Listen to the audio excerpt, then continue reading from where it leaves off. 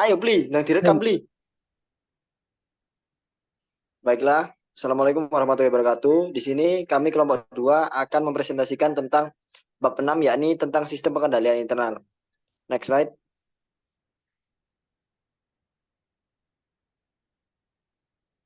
Nah, di sini ada nama dari anggota kelompok kami.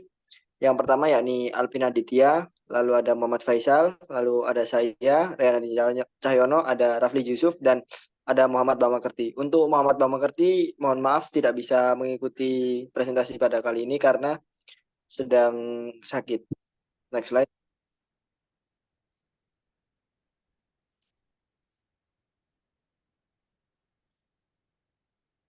definisi Baiklah, sistem pengendalian internal. Sistem pengendalian internal meliputi struktur organisasi, metode dan ukuran-ukuran yang dikoordinasikan untuk menjaga aset organisasi, mengecek ketelitian dan kendala data akuntansi, mendorong efisiensi dan mendorong dipatuhinya kebijakan manajemen. Tujuan sistem pengendalian internal menurut definisi tersebut adalah satu, menjaga aset organisasi, dua, mengecek ketelitian dan keandalan data akuntansi, tiga, mendorong efisien, dan empat, mendorong dipatuhinya kebijakan manajemen. Unsur, unsur sistem pengendalian internal. Unsur pokok sistem pengendalian internal adalah satu, struktur organisasi yang memisahkan tanggung jawab fungsional secara tegas. Dua, sistem wewenang dan prosedur pencatatan yang memberikan perlindungan yang cukup terhadap aset, utang, pendapatan, dan beban. Ketiga, praktik yang sehat dalam melaksanakan tugas dan fungsi setiap unit organisasi. Empat, karyawan yang mutunya sesuai dengan tanggung jawabnya. Struktur organisasi yang memisahkan tanggung jawab fungsional secara tegas. Untuk menciptakan pengendalian internal dan perusahaan perlu dibentuk struktur organisasi yang memisahkan tanggung jawab fungsional secara tegas. Pembagian tanggung jawab fungsional dalam organisasi ini didasarkan pada prinsip-prinsip berikut ini. Satu, harus dipisahkan fungsi-fungsi operasi dan penyimpanan dari fungsi akuntansi. Dua, suatu fungsi tidak boleh diberi tanggung jawab penuh untuk melaksanakan seluruh tahap suatu transaksi. Sistem wewenang dan prosedur pencatatan yang memberikan perlindungan yang cukup terhadap aset, utang, dan beban. Untuk menciptakan pengendalian internal dalam perusahaan, unsur yang dirancang adalah sistem wewenang dan prosedur pencatatan yang memberikan perlindungan yang cukup terhadap aset, utang, pendapatan, dan beban. Organisasi setiap transaksi hanya terjadi atas dasar otorisasi dari memiliki wewenang untuk menyetujui terjadinya transaksi tersebut.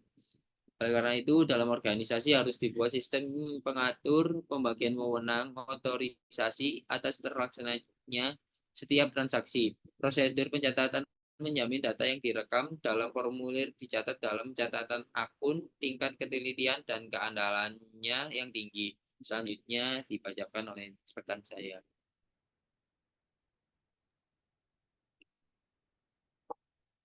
baiklah.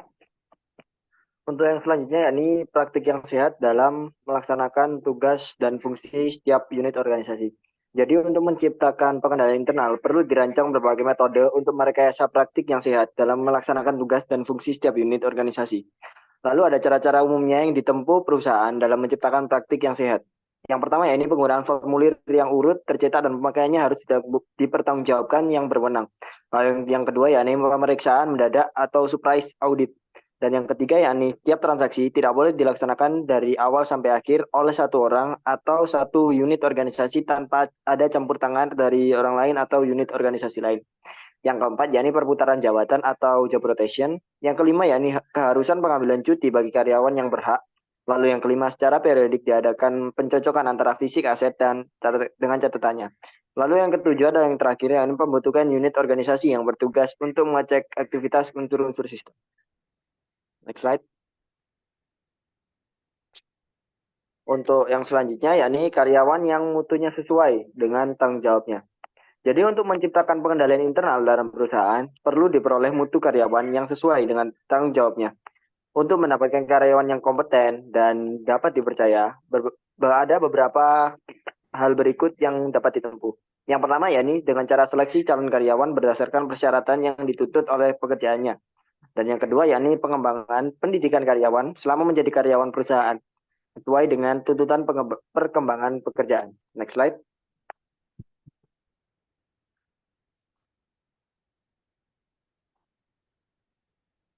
Lalu untuk slide selanjutnya yakni lingkungan pengendalian. Jadi efektivitas pengendalian internal dalam suatu perusahaan dipengaruhi oleh lingkungan pengendalian internal. Lingkungan manajer perusahaan mengenai pentingnya pengendalian internal perusahaan. Efektivitas unsur pengendalian internal sangat ditentukan oleh atmosfer yang diciptakan lingkungan pengendalian. Lalu ada 4 unsur untuk lingkungan pengendalian ini, yang pertama yakni filosofi dan gaya operasi, yang kedua yakni berfungsinya dewan komisaris dan komite audit, yang ketiga yakni pengendalian manajemen, dan yang terakhir yakni kesadaran pengolahan pengendalian. Lalu next slide. Yang selanjutnya yakni siapa yang bertanggung jawab. Siapa yang bertanggung jawab atas pengendalian internal akuntansi? Ya, yang bertanggung jawab untuk mengembangkan dan mengoperasikan pengendalian internal akuntansi yang baik dalam perusahaan adalah terletak di tangan manajemen puncak. Karena di pundak mereka lah tanggung jawab atas pengelolaan dana yang dipercayakan oleh pemilik perusahaan terletak. Untuk slide selanjutnya akan dibacakan oleh teman saya. Konsep yang salah mengenai sistem pengendalian internal. Manajemen puncak seringkali mempunyai konsep yang salah mengenai sistem pengendalian internal. Konsep yang salah tersebut meliputi yang pertama, sistem pengendalian internal dianggap merupakan tanggung jawab direktur keuangan saja, sehingga direksi umumnya menyerahkan pengembangannya kepada direktur keuangan tanpa dukungan penuh dari anggota direksi yang lain. Yang kedua adalah manajemen puncak memiliki persepsi bahwa sistem pengendalian internal dapat menggantikan kemampuannya dalam mengelola perusahaan. Untuk yang ketiga adalah sistem pengendalian internal seringkali disamakan dengan unit organisasi yang disebut dengan satuan pengawas intern dalam perusahaan. Next. Pendekatan untuk merancang pengendalian internal akuntansi. Secara garis besar, pendekatan untuk merancang pengendalian internal akuntansi adalah bertitik tolak dari dua tujuan sistem. Menjaga aset perusahaan dan mengecek ketelitian dan keandalan informasi akuntansi. Nah, untuk rincian tujuan pengendalian internal akuntansi adalah sebagai berikut. Yang pertama adalah menjaga aset perusahaan. Menjaga aset perusahaan ini dibagi menjadi dua hal, yaitu untuk yang pertama, penggunaan aset perusahaan hanya melalui sistem orientasi yang telah ditetapkan. Yang kedua adalah pertanggungjawaban aset perusahaan yang dicatat dibandingkan dengan aset yang sesungguhnya ada. Untuk rincian yang kedua adalah mengecek ketelitian dan keandalan data akuntansi. Dalam hal mengecek ketelitian dan keandalan data akuntansi ini juga dibagi menjadi dua, yaitu untuk yang pertama pelaksanaan transaksi melalui sistem otorisasi yang telah ditetapkan.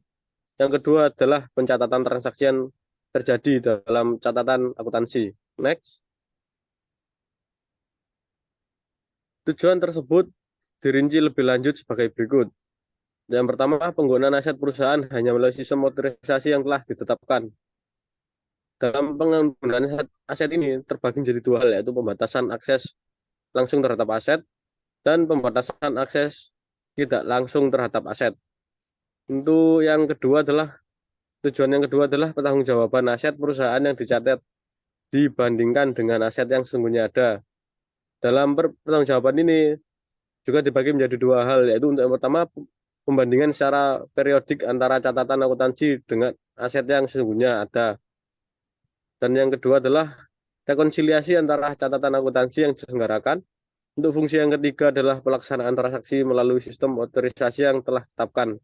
Pelaksanaan ini dibagi juga menjadi dua hal, yaitu pemberian otorisasi oleh pejabat yang berwenang dan pelaksanaan transaksi sesuai dengan otorisasi yang diberikan oleh pejabat yang berwenang. Untuk tujuan yang terakhir adalah pencatatan transaksi yang terjadi dalam catatan akuntansi. Dalam pencatatan ini terdapat 5 hal, yaitu yang pertama pencatatan semua transaksi yang terjadi, kedua transaksi yang dicatat adalah benar-benar terjadi, tiga transaksi dicatat dalam jumlah yang benar, keempat transaksi dicatat dalam periode akuntansi yang seharusnya, dan yang terakhir itu kelima transaksi dicatat dengan penggolongan yang seharusnya. Selanjutnya dijelaskan oleh teman saya.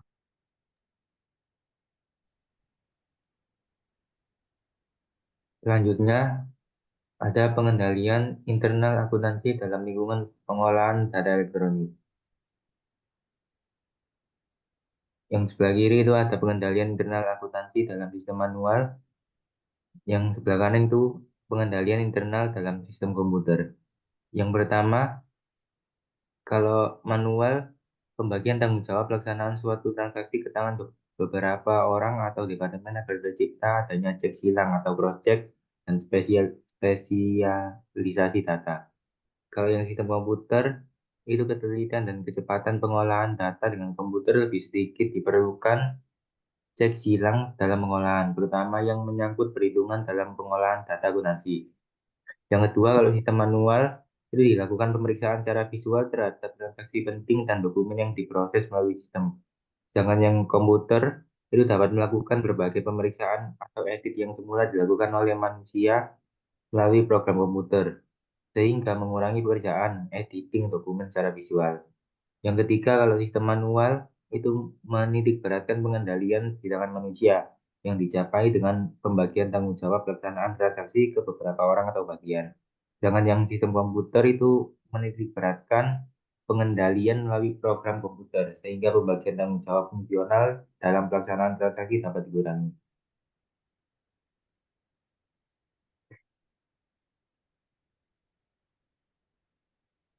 Ini adalah pengendalian internal akuntansi dalam lingkungan pengolahan data elektronik. Yang pertama ada sistem pengendalian bercabang menjadi dua, yaitu pengendalian internal akuntansi dan pengendalian internal administratif. Pengendalian internal akuntansi bercabang menjadi dua lagi, yaitu yang pertama pengendalian aplikasi atau aplikasi kontrol dengan di bawahnya ketelitian dan kelengkapan. Pencapaian yang satunya yaitu pengendalian umum atau general control, yaitu organisasi, prosedur pengubahan program, prosedur pengembangan sistem, pengawasan terhadap fasilitas, dan pengolahan data. Selanjutnya ada pengendalian umum atau general control. Unsur ini mengendalikan umum. Ini meliputi organisasi, prosedur, dan standar untuk perubahan program, pengembangan sistem, dan pengoperasian fasilitas pengolahan data. Sistem pengendalian internal dalam perusahaan yang menggunakan manual sistem data dalam akuntansinya lebih dititikberatkan pada orang yang melaksanakan sistem tersebut, atau dengan kata lain lebih berorientasi pada orang atau people oriented system.